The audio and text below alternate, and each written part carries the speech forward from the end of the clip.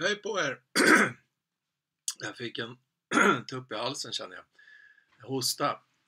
Ja, det är live igen. Onsdag. Hoppas det är bra med er. Här är det bra. Det kom lite snö här idag. Ja, det är lite svajigt väder tycker jag. Det är plusgrader och det är minusgrader. Ska vi se om jag ska ut och röja lite snö på fredag tror jag. I Rättvik. Okej, jag kollar bara runt här om allting är i sin ordning med gröna indikationer. Ni som är med, ni får jättegärna skriv om ni hör mig och ser mig så att jag vet. Det vore jättebra. Bra där. Nej men det ser ut som att det funkar allting. Så att vi kör igång. En liten presentation gällande liven då. Det är ju så att vi kör en timme till klockan 9. Och jag hoppas ni har gått och grynnat lite på frågor och så vidare så vi kommer igång med diskussioner. Någonting som ni funderar över. Egen installation kanske. Någonting som inte fungerar som det ska. Syns och hörs. Det funkar. Jättebra. Leva med husbil. Hej Fredrik. Bra. Tack för att ni bekräftar det. Kalas. Yes. Ja, nej men som sagt vi håller på till klockan 9. Och liven som sagt. Här finns det inga dumma frågor. För att det är så att vi om vi inte vågar fråga så då kan vi ju liksom inte få något svar och lära oss något. Så att här finns det inga dumma frågor.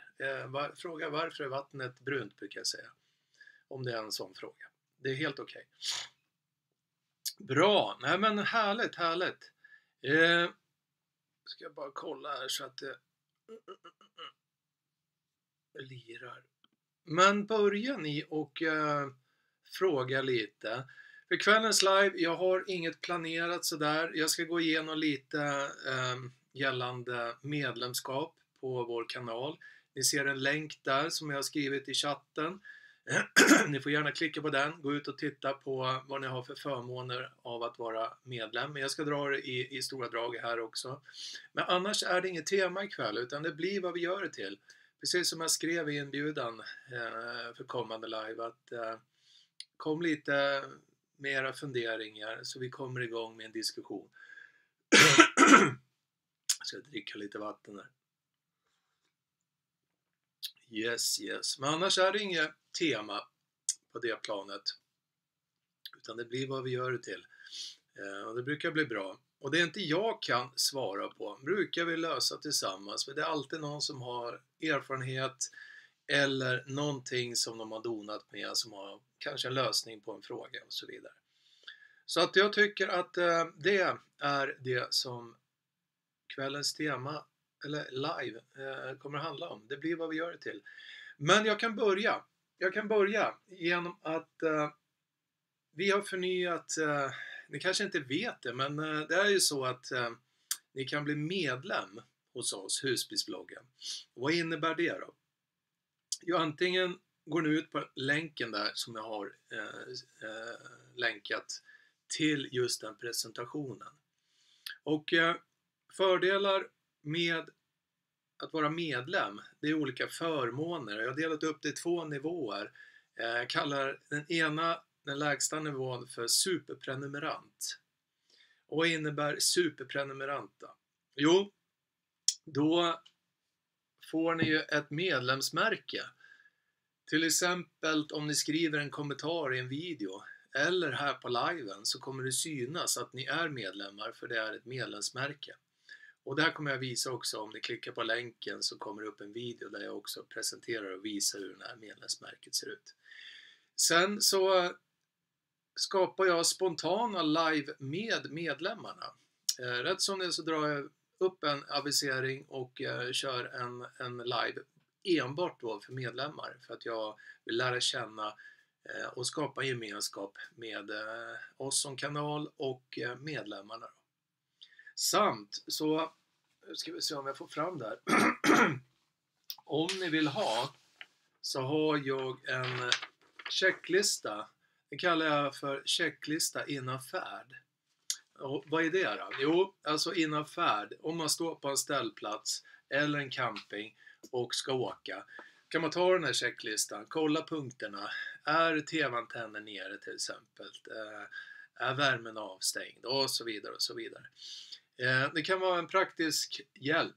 Den kan man ju laminera eller hur man vill. Men den skickar jag via mail. Så den får ni, om ni vill ha den så att säga, när ni blir superprenumerant. Jag har precis ätit så det sitter lite i halsen känner jag. Och den andra nivån, det är någonting som jag kallar för ultraprenumerant.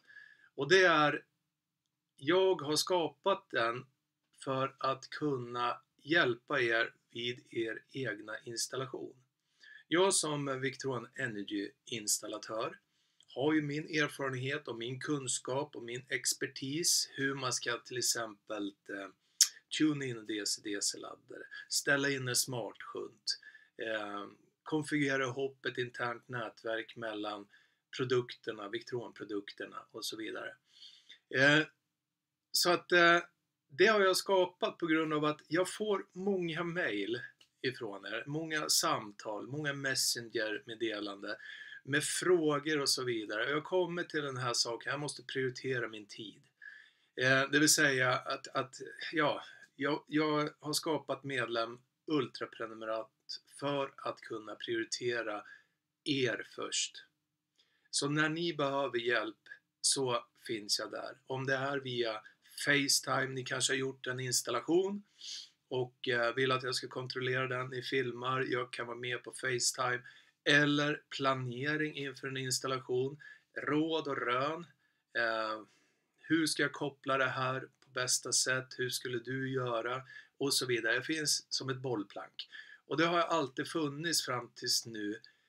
Men jag känner redan nu, och det är bara januari, slutet av januari, att jag kommer inte att ha tid. Utan det är så många så att jag får ha liksom, jag har gjort det här nu så att medlemmar, ultraprenumeranterna får sin hjälp. Så jag kommer hänvisa att bli medlem innan jag prioriterar att hjälpa till för de frågor ni har. För att tiden är begränsad känner jag. Och ultraprenumerant också då, så har ni 10% rabatt på vår webbshop på alla produkter. Och då får ni skicka mig ett mail så får ni en personlig rabattkod vid utcheck då. Och ultraprenumerant, väljer ni att vara det så innebär ju det att ni har alla förmåner som superprenumerant då. Samt som superprenumerant att ni stöttar vår kanal genom att skapa gemenskap, vilket jag tycker är jättekul att få lära känna er på ett annat plan, kanske med en spontan live och bygga upp någonting som för inspirerande video, framtid och så vidare. Det tycker jag och det tackar jag redan för.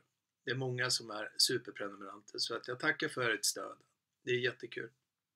Så är det. Så att vill ni veta mer om vad det är vad det handlar om att vara medlem på vår kanal, så tryck på länken i kommentaren där. Så kommer ni till mer information om det då. Yes, bra. Ska vi se här vilka som är med idag.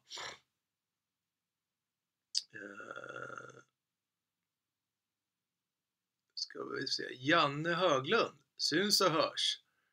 Yes.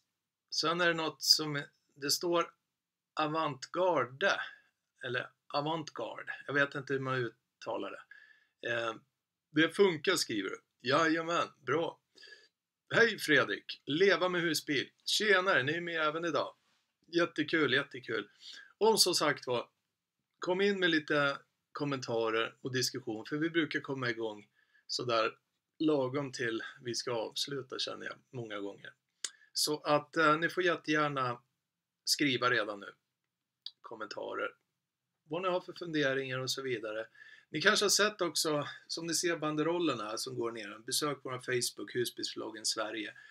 La upp ett inlägg där idag. Vi har ju faktiskt en Allpowers Powerbank R4000 till salu. Och är ni intresserade av den, så ta kontakt. Gå ut på Facebook, där har ni alla länkar så ni kan komma i kontakt med mig. Den är ju ny i kartong. Den har ju varit uppe enbart för att drifta en demovideo som jag har lagt upp då. Så är läget. Så gå gärna ut på vår Facebook. Och som ni ser banderollen också, så står det kontakta oss också via vår mailadress då. Livsstil, 2s i livsstil, @husbilsvloggen.se.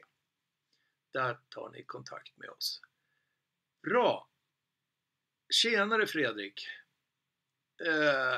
Per-Erik Nordin, tjenare! Och där ser ni ju en medlem. Eftersom vi pratar om medlemskap här, så ser ni också Per-Erik Nordin att han är medlem. Han har ett litet medlemsmärke där. Och du kör Rocket. Jajamän, Rock. Vi har haft lite prat, Per-Erik och jag. Du verkar som att du håller på att bygga lite och så vidare. Jättekul.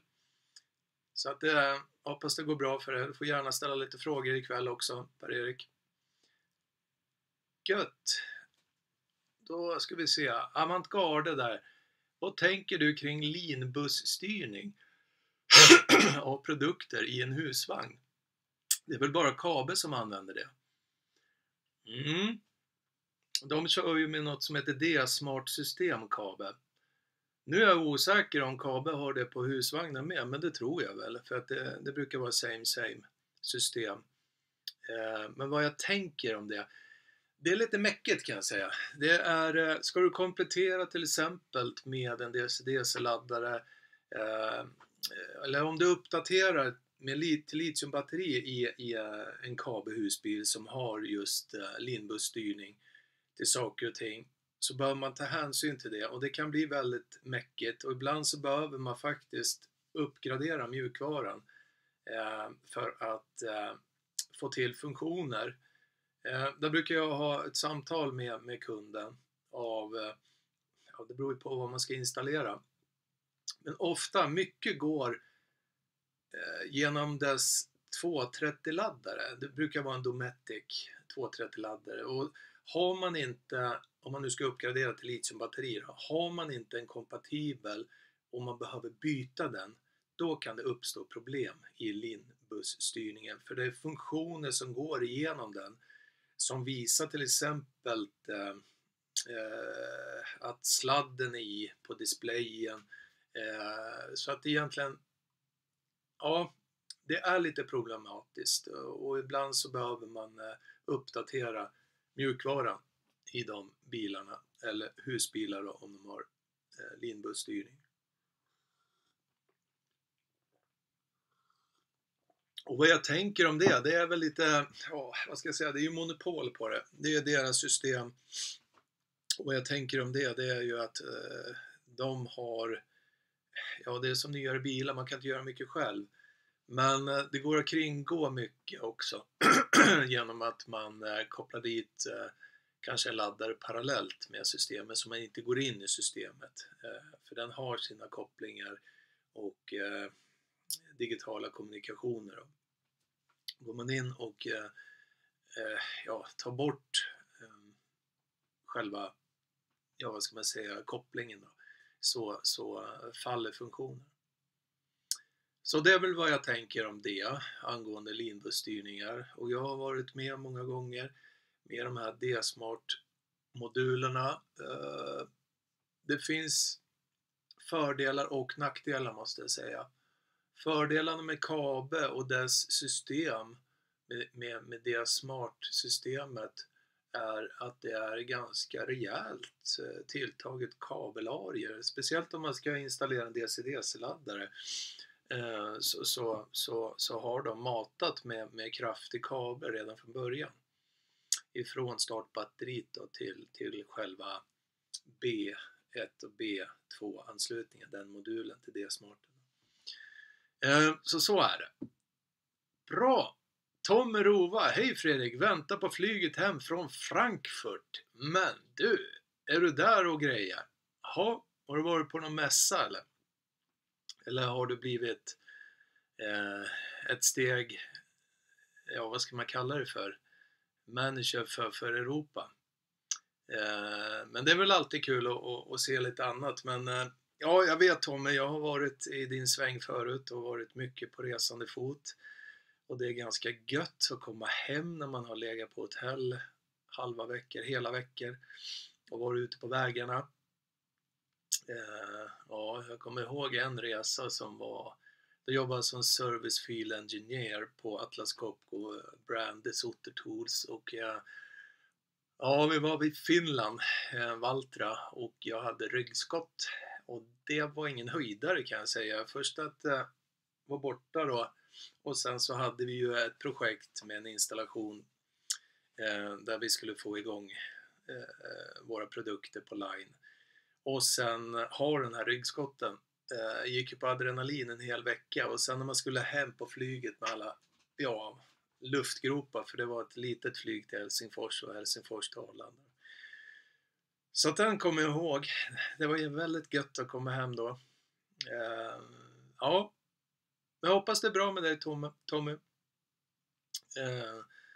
Du hade lite funderingar förut. Du kontaktade mig förut Tommy angående smartshunt och sånt. Fick du ordning på det? Eller väntar du? Kanske inte var läge. Berätta lite så vet jag läget med er husbil. Ja, är det mycket väntetid då? För det kommer jag ihåg också ifrån mycket resande. Att det är mycket restid och det blir ju så mycket waste liksom. Man sitter och reser dagar ut och dagar in. Ja, yes, jag kommer ihåg det. Bra. Ja, då ska vi se. Vi har pratat lite om linbusstyrningen där. Och det som också jag har lagt ut på Facebook som jag kan dela med mig av, det är ju ett inlägg angående att se över sin solcellsanläggning i husbil, husvagn och så vidare. För jag upptäckte i fjol att det är väldigt många som har en bristfällig anläggning. Det vill säga det är lösa skarvar, det är oxid på kontakter, det är en sprucken panel,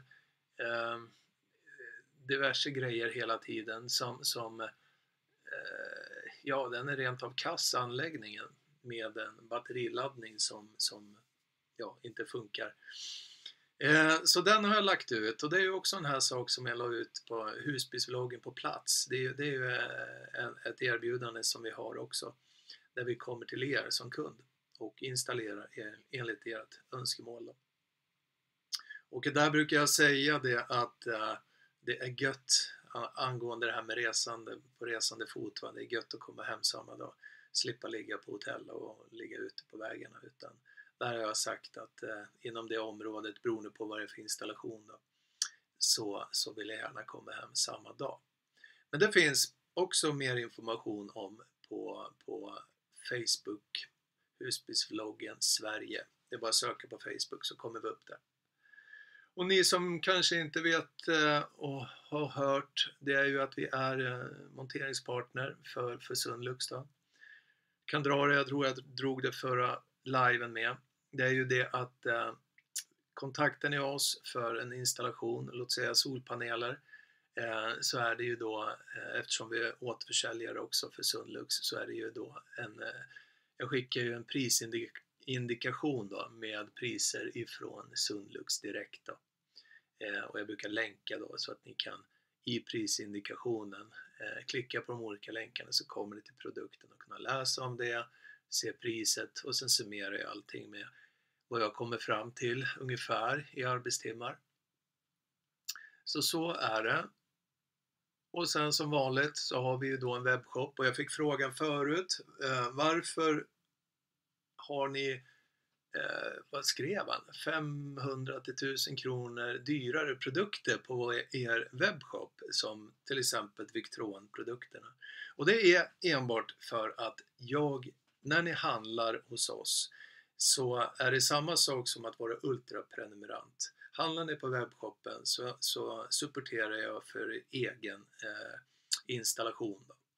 Och det är allt ifrån hur man ställer in en smartshunt till vad nu kan vara råd och rön, till hur ska jag konfigurera DC-DC-laddaren till mitt litiumbatteri, eller det kan bli något som har blivit tokigt. Behöver jag ha någon säkring mellan batteriet och laddaren eller inte? Och så vidare. Så vidare. Vad ska jag ha för kabelarea? Så att det är därför vi har lite dyrare. Men då har ni förmånen också att alltid kontakta mig. Och jag svarar, för jag vet om ni har handlat eller inte. Bra! Nej, men nu är det lite tyst här tycker jag. Nu får ni komma igång med lite prat. Det måste ju vara någonting som ni går och funderar på. Jag har ju dragit lite här nu angående de saker som jag har lagt ut på Facebook samt det nya som jag har gjort om nu, att kunna vara medlem på vår YouTube-kanal och vad det innebär för förmåner. Och jag kommer att skicka en mail till mig och frågar angående saker om laddning eller vad det nu kan vara, multimedia, så kommer jag hänvisa faktiskt till att bli medlem då, för att min tid känner jag redan är begränsad, och det kommer en vår och det kommer en högsäsong där jag verkligen inte har den tiden. Fast jag vill hjälpa, så måste jag också se över det, prioritera. Där som kom Tommy med en fråga eller en kommentar. Utbildning, ny truckmodell, diesel. Ja, okej. Ja, men utbildning är alltid trevligt. Med ny EE-arkitektur och leanbuss. Jajamän. Ja, men nu har ju du jobbar ju med trademarket, så det är väl inget problem. Men det är en annan sak om man kommer med andra produkter som egentligen inte är kompatibelt med det som sitter. Bytte batteri på husbilen, blev lite bråttom. Okej. Hade inte tid med installation av smartshunt. Just nu ligger multimeter. Det måste stå multimeter i hallen. Ja, men så är det. Jag förstår dig, Tommy. Absolut. Det vore jättekul att träffas också. Får gärna svänga förbi om ni har vägarna förbi Dalarna här. Det vore jättekul. Hoppas det är bra med Lollo med. Ja, nej, men som sagt var, det här med leanbuss, alltså busskoppling all ära. Kan buss och det finns så mycket digitalt som kan sätta spel liksom i saker. Det är bra när det funkar. När det inte funkar, då blir det nästan omöjligt om man inte har rätt mjukvaru för att kunna felsöka. Det är lite osynligt annars. Bra! Per-Erik Nordin, tjena, då ska vi se här. Som mitt senaste mail att jag bytte ut min original DC-DC N325 till en Orion XS 1250 och en MPPT 1020. Men när jag provade DC-DC-laddaren EBL kopplad som original så kommer det... Ja, du får skriva med bara upp till, och sen nästa där, 23-24 ampere, fast den är ställd på 40 in och ut på XDC-DC. Är det begränsningar i EBL? Ja, jag tror jag nämnde lite i mejlet, Per-Erik, att när man tar ut ifrån EBL, det är alltså laddningsspänningen är viktig här. Ju högre laddningsspänning som kommer på input till DC-DC-laddaren, desto mer ut ifrån laddaren. Så optimalt är ju då 14 volt in på input på DC-DC-laddan. Så där kan du kolla hur mycket du har in. Sen om vi har en smartgenerator då, så är ju den boven många gånger som laddar ibland och laddar inte ibland. Och det är ett krux att tuna in den. Men jag tror så här att första delen du behöver göra, Per-Erik, det är att kolla vad du har för laddspänning, det vill säga volt, in på input på DC-DC-laddan som kommer då ifrån din EBL. Och där kan du mäta också på EBLen och så ser du vad du får för värde. Sen mäter du direkt på startbatteriet och tittar vad du får för värde. Och jag har varit med om att det är nästan 1 volt spänningsfall i EBL och ut än att man tar direkt ifrån startbatteriet. Så att det spelar stor roll med valen. För han kan inte trolla, han kan ju göra om det han får till laddning. Men han kan ju inte trolla. Så att kolla det, Per-Erik, vad du får. Ja, det var den originalkopplingen, så får du bara till. Ja. Yes, leva med husbil.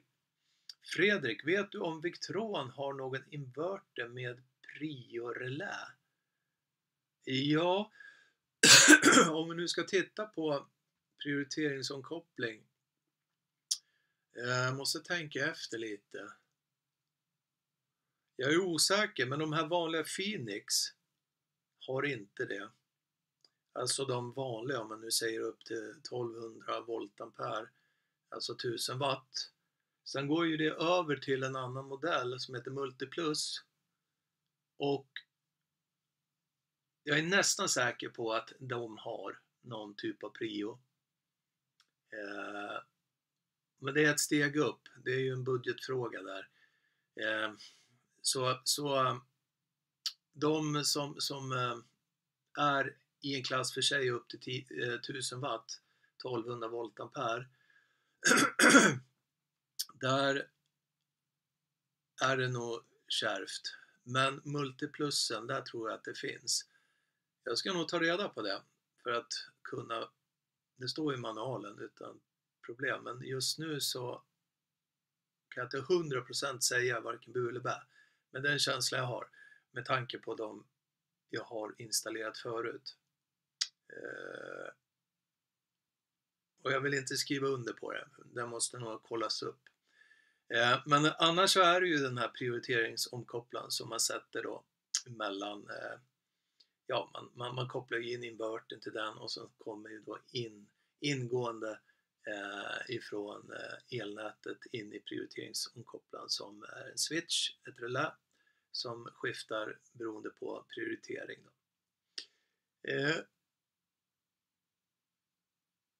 Per-Erik, där, okej, får kolla lite mer. Yes, gör så. För jag tror nämligen att du har boven där. Och sen är det ju så här att den är ju intelligent. Nu pratar jag till dig, Per-Erik, angående DC-DC-laddan. Den är ju intelligent också, så beroende på laddningssteg, vad den är inne i, den känner ju av batteriet. Så är den fulladdat batteri, eller nära på, så går han ju ner i ampere. Det är som att om man tänker sig om man ska fylla ett batteri med laddning, så är det ungefär samma sak som att fylla en tom hink med vatten. Att första steget när hinken är tom, det vill säga batteriet är tomt, då har vi någonting som heter bulksteg. Och det är ungefär samma sak som att man har högsta tryck på vattnet för att fylla hinken så fort som möjligt.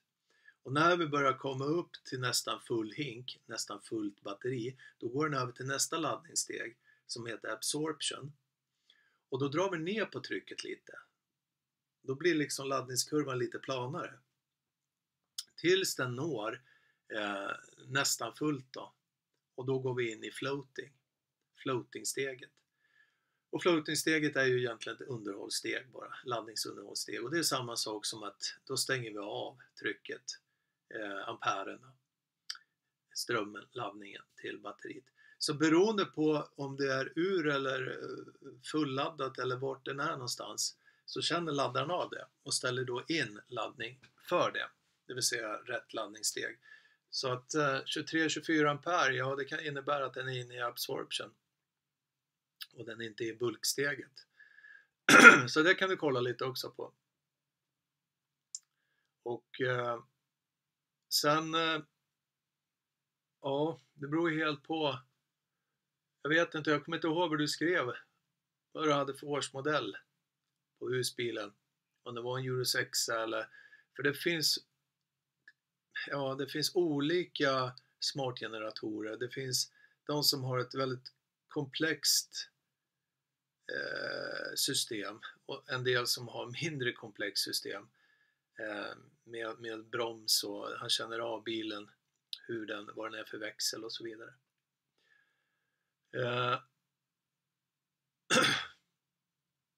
Då ska vi se här. Per-Erik, leva med husbil. Per-Erik, kör du kylskåpet på 12 volt eller gas vid körning? Jättebra fråga, eller konstaterande där, leva med husbil.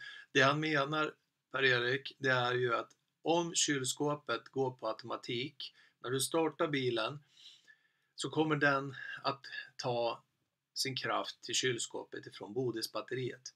Det innebär ungefär i runda slängar det som du är inne på, att du saknar 20 ampere. Så det kan du också göra, en jättebra input där, leva med husbil. Kolla på appen, ställ om medan du kollar på appen till gasol när bilen och motorn är igång och se om laddningen går upp. Då har du att kylen tar det på 12 volt då, vid körning. Jättebra input, absolut. Härligt. Per-Erik, du skriver här, mätte vid 65-70% fullt. Ja, och det är precis på gränsen där att han börjar gå över till absorption med. Så håll lite koll. Men jag tror också det att jättebra input från leva med husbil. Kolla lite där hur din kyl är. Är den inställd på automatik? Ja, då går den på 12 volt säkert. När du startar bilen. Öppna upp appen medan bilen är igång. Stå vid kylen. Slå över till gasol när motorn är igång. Ser du då att laddningen går upp så har du hittat att det är kylen som tar amperen. Och då kan du ju välja att köra på gasol eller inte för att ladda batteriet fortare. Ja, Janne Höglund. Jag ska bara dricka lite. Bra, nu har du kommit igång lite. Det är det här jag gillar. Det är så det ska vara. Då ska vi se här. Janne Höglund. Sonen har en Easy Solar. Och den har prio. Och även avbrottsfri omkoppling om jag fattat rätt. Ja, Janne. Easy Solar. Jag har inte kunskap gällande den produkten, men när jag läser Easy Solar, är det en regulator du menar då, alltså till solpanelen? Och har den prio? Det verkar lite konstigt. Avbrottsfri omkoppling om jag fattar rätt. Eller Easy Solar, är det någon integrerad sak? Jag kan tyvärr inte Easy Solar-produkterna. Jag har ingen kunskap med dess portfölj. Så att du får jättegärna skriva med där om det är en regulator eller om det är någon integrerad sak. För det vet jag också det finns många, allt i ett liksom. Det finns regulator i samma enhet som en inverter och så vidare. Så att tyvärr Janne, jag eller någon annan som vet får jättegärna skriva där. Bra. Här kom Risto Nyholm. Hej Fredrik. Finland calling. Tjena Risto. Hej. Ja, hur är det med dig? Jag vet att vi hade lite prat här när du åkte neråt Europa. Och att det var lite oroligt att komma ner där för att Putin hade gjort sina störningar på GPSen och så vidare och hitta vägen. Men jättekul att du är med. Härligt. Bra. Och nu skriver Janne Höglen. Den har allt. 230 volt laddare, MPPT och inverter. Okej, precis. Ja, jag förstod att det var någon sån här integrerad sak då. Absolut, men en del har det. Och det är någonting som man... Ja, om man nu ska göra en installation själv så bör man ju först ha vetskap om att det finns inverters som har pryo-koppling. Det vill säga att den känner av och kan koppla om när elnätdriften kommer in i bilen, när vi sätter in elsladden. Och så finns det de som inte har. Och med min egen erfarenhet så tror jag att det är mer som inte har det. För att alltså det blir en dyrare produkt då. För att få ner priset på produkterna. Och då om man vill ha den här prionkopplaren så finns det tillägg som man kan köpa då. Som heter just prionkopplare. Som man kopplar då till invertern. Mellan invertern och elnätet så att säga. Så att det är en switch som ställer om. För kopplar man lite tokigt här om man inte har en inverter som har en prionkoppling och har kopplat så att elnät och invertern möts, då kan ju det bli förödande, det förstår ni.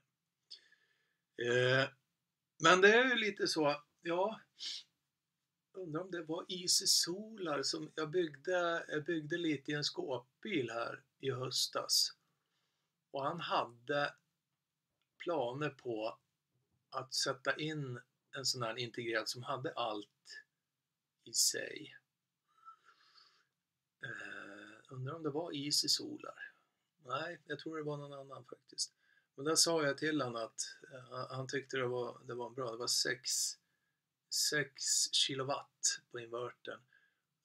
Och han hade inga solpaneler, han hade inga inkoppling, någon elcentral alls. Jag sa att det där är bara overkill, för att han behövde bara ha liksom en inverter. Så att jag sa det till honom att det är lite overkill det där. Om du inte ska ha så köp en redig inverter istället som gör jobbet. Det andra är ju bara sånt som inte kommer att ha någon funktion eftersom det inte är inkopplat.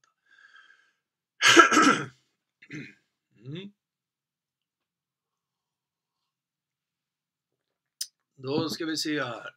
Per-Erik, jag har bara provat med stillastående bil och utan kylpåslagen. Behöver man köra med varierande varvtal för att det ska ge rätt laddning? Nej, det vill jag väl påstå att du inte behöver. Men beroende på om du har en smart generator, årsmodell på bil. Och det är egentligen bara att du testar, Per-Erik. Du har ju telefon där du sitter. Så att det är ju bara att testa och varva och titta om det blir mer eller mindre laddning. Men kolla då på input. Vad du får in för laddspänning. Och nu skriver Matrix 2022. Ja, det sitter en smart generator i den, absolut. Men gör den här researchen, felsökningen. Och jag tror precis som levande husbil här kom med inputen. Att kontrollera kylen samt kolla då kapaciteten i batteriet. Är den fulladdad eller börjar bli fulladdad, ja men då har den ju liksom gått över till ett annat laddningssteg och går ner i strömampere då, för att ladda lite lugnare så den inte laddar överfullt. Gött. Jag har bara provat med stillastående bil och utan kylpåslagen behöver man köra med varierande. Ja. Nej, ja. Det är väl också det där att du kan också testa ut och åker. Ha frugan med eller någonting, för det är väl dumt att titta på telefon medan du åker. Men smartgeneratorn är ju så, han är inte smart, det vill jag inte påstå. Men han laddar ofta, bäst laddar den ju vid stadskörning på grund av att man har broms. Man gasar, man bromsar, man växlar. Men åker man landsvägskörning från A till B 70 km, 80 km bara tuffa på, ja då laddar han inte som man ska. Alltså, det är för att spara bränsle som den här smartgeneratorn kom in i bilden. Där Euro 6 blev certifierad, miljögodkänd och så vidare för att den drar lite mindre. Och, ja, det finns mycket bakom det. Men just den biten att han laddar som bäst när man har stadskörning. Va? Så det kan man kontrollera med appen och titta lite när man bromsar och så vidare. Och då kan du också se att den kanske går upp i laddning. Så du får labba lite där, Per-Erik. Men jättebra frågor. Risto, allt är nog okej. Borde aldrig ha gjort mina resor. Vadå? Hustrun köpte nämligen en gammal husvagn. Stationerad i Portugal. Tabbert baroness. Husbilen kör jag med dock. Ja. Men vadå? Åkte ni ner och sen blev det att ni köpte, eller frugan då, köpte en husbil där nere i Portugal. Så den står där nere nu. Okej. Och det är därför du inte borde ha gjort dina resor. Ja, det är bra. Ja, men då har ni ju ett andra hem där. Då kan ni ju ta, ja, vad ska man säga? Då vet ni ju vad ni har där nere. Och då kan ni ju, om ni, vad heter det, delar åsikter, så kan ju en bo i husvagnen och en i husbilen. Jag förstår, Risto. Jajamän. Det är kul att du är här. Skriv gärna lite mer. Men Portugal, det måste ha varit fint, va? Jag kan tänka mig att det är väldigt vackert där nere.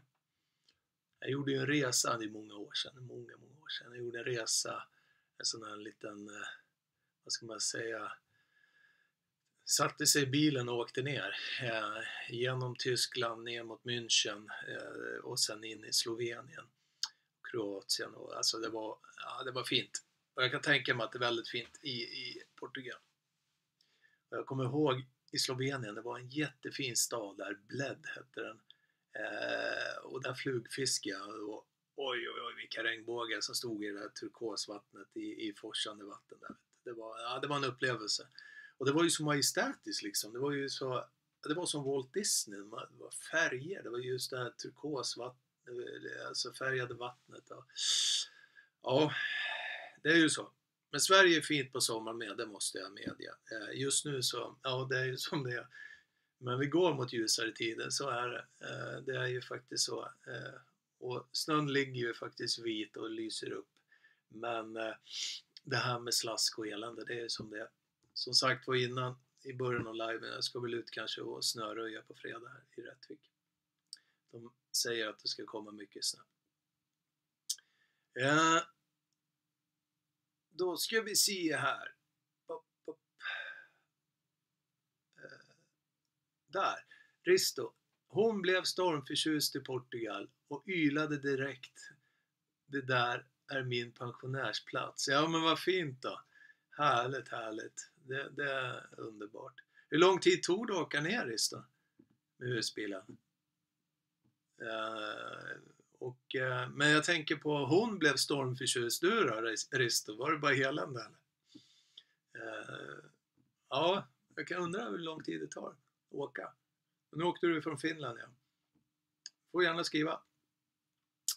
Leva med husbil. Sunlux solpaneler. Fördel, nackdel? Ja, bra fråga. Vad ska jag säga om det? Fördelar, det är att jag har installerat många och det går rätt fort. Nej, men fördelarna känner jag, det finns ju många olika modeller också. Men den är ju liksom, de har ju tagit fram den för bra montage på husbil och husvagn och så vidare. Samt att de har bra celler, det har jag verkligen märkt. Jag brukar säga och rekommendera den här 190 watt ifrån Sunlux All Black. Alltså den är väldigt bra, för den tar emot och skuggkompenserar väldigt bra. Den tar emot, alltså en strålande solig dag så tar jag emot, det ser jag ju i regulatorn då när jag installerar, upp mot 26 volt. vilket genererar en jättebra utladdning då, till batteriet. Samma princip som jag sa om DC-DC-laddaren. Ju bättre laddspänning in, desto mer kan han göra utav det. Och sen har man alltid, om man tänker sig batterispänningen gentemot solpanelens spänning, ju högre differens det är, desto bättre laddning blir det, kan man ju krasst säga. Så har du 26 volt som du tar emot från solpanelen, så om du har då en vilospänning på 12,6, så har du ju, vad blir det? Det blir ju 14 volt emellan där, vilket är bra. Och jag tycker att montagemässigt, som sagt var, jag har installerat många i somras här, och montagemässigt väldigt stabilt, bra kvalitetsmässigt, bra spoilers, fästen, kablage, installation, kabelgenomföring och så vidare. Ja, fördelen är att det är genomtänkt. Och just att de har allting hos sig liksom, för montagemässig installation. Och just de här sakerna också, att man får lite luft mellan tak och solpanel som kyler ner den lite med spoilersarna då, vilket jag gillar. Men sen finns det ju på Sundlux också andra varianter, så att men det är det som jag rekommenderar när jag ska installera extra eller ny då, till en husbil. Då brukar jag säga att köp på 190 watt direkt, eller så har jag installerat 290 watt där. För det brukar vara ganska perfekt mått på dem, för 190 watt är 1500 mm inklusive spoilers lång, alltså 1500 mm, 1,5 meter, och 670 mm bred med spoilers. Så den är väldigt bra anpassad där det finns plats, och då får man mest kapacitet, för den brukar sitta som en smäck på taket. Så är det. Men sen nackdel frågor då? Nej, jag vet inte vad jag ska säga där. Det är genomtänkt, det är FTE solceller. Jag har inte stött på någon nackdel. MC4-kontakter, vilket jag brukar skarvlöda istället för att ha lösa kontakter. Men jag kan inte säga att jag har dykt på något problem, att det ska vara en nackdel. Jag önskar att det kommer ut mera såna här formbara solpaneler. Jag hade ett projekt här med en husvagn faktiskt i höstas, där den var lite välvd. Jag satte den på en stor taklucka, och den takluckan var lite välvd. Jag önskar med tekniken av framtiden att det kommer att finnas effektiva böjbara, och det finns det redan, så tekniken går i kvadrat hela tiden. Men jag vill att de ska vara etablerade på marknaden, så att de verkligen håller i längden. För solen påverkar mycket, alltså stark solmaterial, det ska hålla. Men där önskar jag att man kunde, för där har jag många idéer hur man skulle kunna få ut yta på en husbil. Och jag har av 2 års tid har lite tänkt där faktiskt. Ni vet kanske att jag skapade en sån här solpanelkit, finns på webbshoppen, portabel. Och jag gillar de här grejerna, att hitta, vad ska man säga, förbättrade och vid behov kunna ta fram enkelt. Och jag har många idéer, just det. Men jag väntar fortfarande på att den ska vara lite mera formbara och framförallt att de har varit etablerade på marknaden, så de har testats ute på fält så att de är att de håller i längden. För att den dagen kommer när jag presenterar några idéer, för jag har gått och grundat på, jag har lite saker på G. Så att jag väntar på rätt tid för det. Då ska vi se.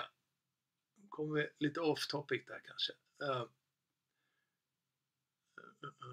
Leva med husbil, vad har det för fästen? Plast eller metall? Ligger det under panelen eller gör det panelen längre i mått? Ja, okej. De har både plast och metall. Och jag föredrar att ha dem i metall. Och skriver det. De gör panelen längre i mått. Ja, de här spoilerfästena. Vad kan det vara? 35 mm längre på varsin sida ungefär. För det är som ett L där man lägger liksom solpanelen i. Och jag brukar köra lite montagelim där för att trycka ihop och sen skruva. Men de har både plast och metall. Men jag föredrar spoilers fram och bak på panelen som är av metall. För plast är plast. Så är det. Då går vi vidare. Leva med husbil. Jag gillar ju den senare tekniken som inte är känslig för skuggning. Sitter spoilern fast? Jajamän. Alltså det finns ju många, vad ska man säga, olika varianter på fästen, solpaneler och så vidare. Men nu har jag ju liksom gått in på Sunlux och monteringspartners och jag har funnit just den 190 watten som väldigt bra komplement eller nyinstallation på husbil. För den sitter som en smäck. Men det finns absolut leva med husbil. Det finns många och tekniken går i kvadrat. Så det bara exploderar. Det är från Kina liksom. Jag brukar vara nyfiken och gå ut på Alabama, tror jag heter den sajten. Och som företagare kan man ju faktiskt gå den via dem och göra sin egen produkt och så vidare. Men jag brukar ligga där och kolla lite vart är ni någonstans. För det brukar ju börja där liksom och sen så etableras det ut i världen. Så det kan vara ett tips. Gå ut på Alabama och kolla lite. Och det är på gång. Jag skulle vilja ha någon typ av gummi. Lätt som en gummimatta liksom. När den kommer fram till det som är hållbar. Som är effektiv också. Som solpanel. Då ska jag sätta saker i kraft här. Då ska vi se.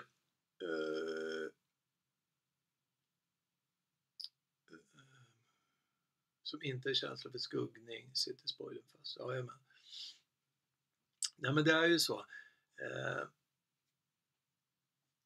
Och vad man har, ofta så är det ju, om man har en befintlig solanläggning med solpanel och regulator så kan det ju vara en enkel sak egentligen att om man nu tittar på vad man har för regulator till sin solpanel.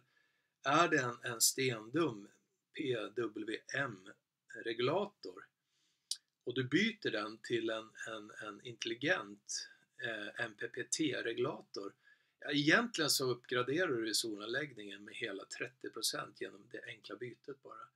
För att den har en helt annan omsorg intelligentmässigt. Ta hänsyn till solpanel och batteriet och ställer in temperatur och så vidare. Så det är väl lite tips att titta vad man har för regulator då, för att enkelt kunna uppgradera, effektivisera med 30% genom att byta. Per-Erik Nordin, ja, min GoCamp 130 watt för nackdelar.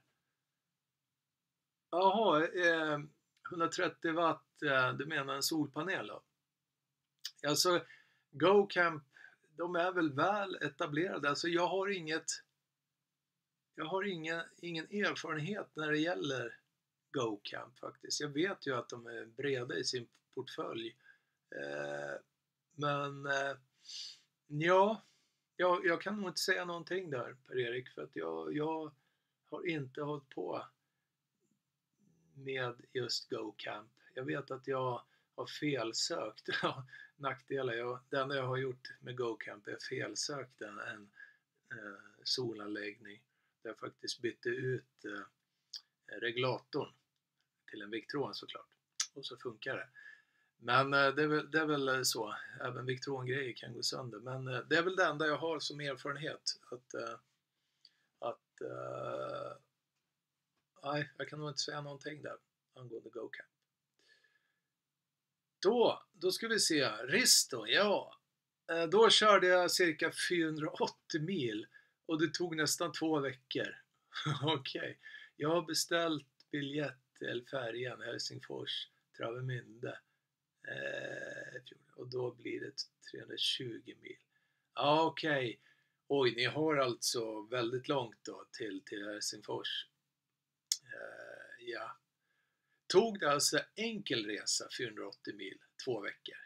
Är det du skriver, Risto? Eller var det fram och tillbaka? 480 mil, ja, det är klart. Finland är långt alltså. Som jag sa förut, jag har rest Jyväskylä och om jag nu uttalade det rätt, Risto, vet jag inte. Men det är långt. Det är långt. Finland. Bra där. Hör ni vänner, jag ser att klockan är 8:04. Och då är det ju som så att vi behöver väl avsluta så småningom. Men i början av liven så berättade jag lite angående medlemskap på vår YouTube-kanal. Jag hänvisar till början av liven där jag har lagt ut en länk där ni kan se angående vad det är för förmåner att vara medlem på vår YouTube-kanal. Och det finns 2 olika nivåer, superprenumerant och ultraprenumerant. Och ultraprenumerant, då supporterar jag vid egen installation. Och så har ni 10% rabatt på när ni handlar i vår webbshop.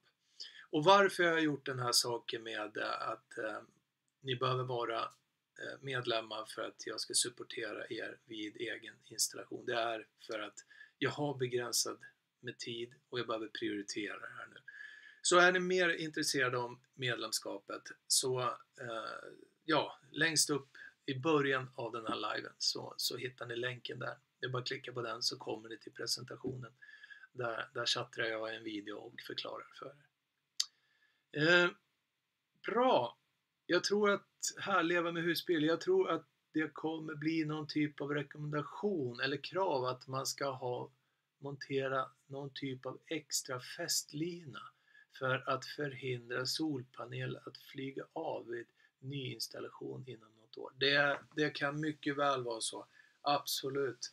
Det är ju samma sak som allting, fallskydd liksom, sitter alltid vajrar i alla lyftanordningar från höghöjdsarbeten. Så det kan jag tänka mig. Mycket möjligt. Och det är ju de sakerna som är använda sig av ett montagelim. Och det är ju så, man vill ju inte gärna skruva på taket, så man använder sig av montagelim för att fästa solpanelens fästen på taket. Och kanske man använder sig av någon typ av inte vet jag, felaktig montagelim. Ja, då finns ju risken att den lossnar. Och ni förstår ju liksom, det kan ju bli förödande. Den kommer in i framrutan på bakomvarande bil. Det kan bli jättetokigt. Och sen får man ju också tänka på hur man monterar en solpanel. Alltid spoilen i färdriktningen. Alltså rekommendationen är att inte tvärställa en solpanel. För att det kommer fartvind under solpanelen. Och med fartvinden så kommer det att bli som en vinge som lyfter solpanelen. Och det undertryck och övertryck som blir, det blir att den kan också lossna mycket lättare. Det är därför man har spoiler som skjuter upp vinden. Så det är tips, rekommendation att aldrig tvärställa montagemässigt en solpanel då, i färdriktningen så att det kommer luft under. Bra där! Då får jag avsluta kvällens live. Det var härligt, kom igång till slut. Ja, som sagt, är det saker ni vill ha hjälp med så hänvisar jag till medlemssidan. Kom tillbaka bara så tar vi det därifrån. Antingen via mail eller FaceTime eller Messenger eller vad ni nu föredrar. Ha en fin fortsatt kväll så hörs vi vidare. Ha det gott. Hej då!